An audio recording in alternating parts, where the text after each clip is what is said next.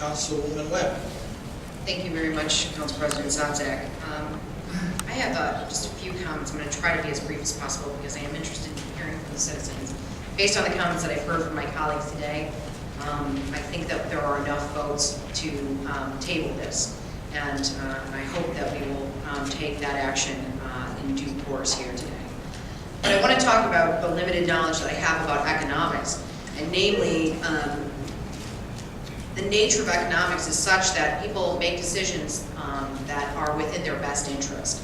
So if income taxes are going to be raised on working families in the city of Toledo, and they can be closer to their job and in a suburb which likely has newer streets and newer sewers and city water, that family is likely going to try to figure out a way to be able to do that.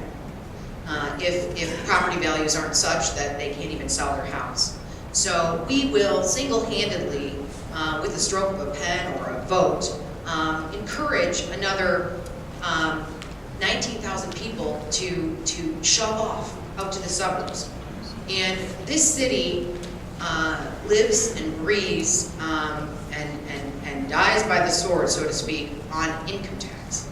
So why would we encourage 20,000 wage earners to hit the road?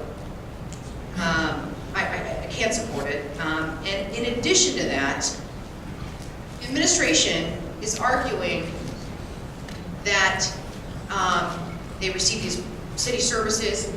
Yes, they have police and fire protection that is available to them. Many of us have been in the unfortunate circumstances of having to rely on that.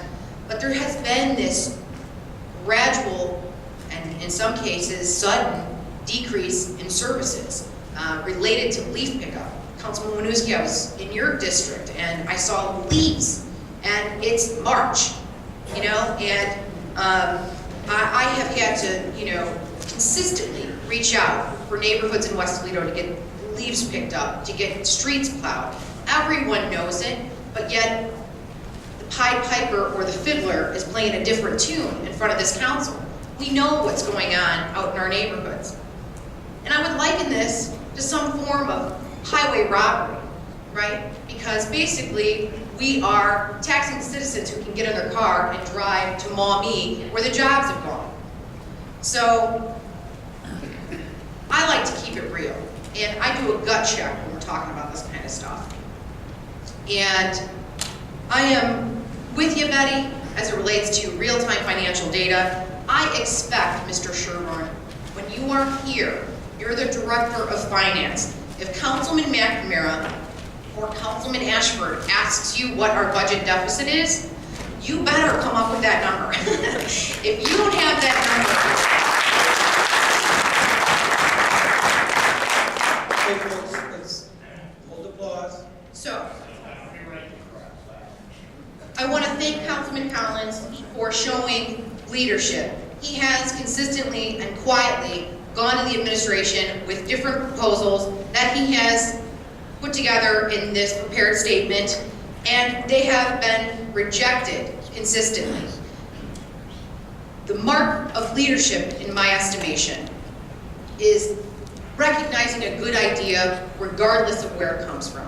That's the mark of good leadership. So, saying that, Councilman McNamara, I'm with you on your 0.75% proposal. I'll work with you as a district council person because I recognize that telling my constituents that less residential streets are going to get repaved, but we're going to be able to balance the budget and not increase taxes will get us through the next year or maybe the next 18 months. But we need a systematic change in the way this city does business.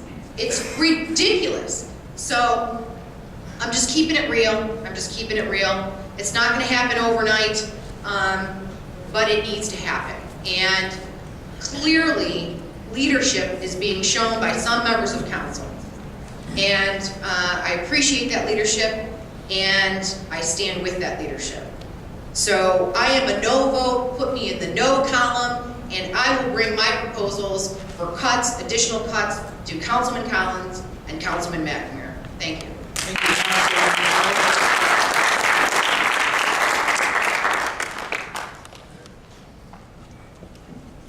Yes, just a couple short questions. I didn't write those numbers down in the beginning. The projected income tax for 2009 on the approved budget was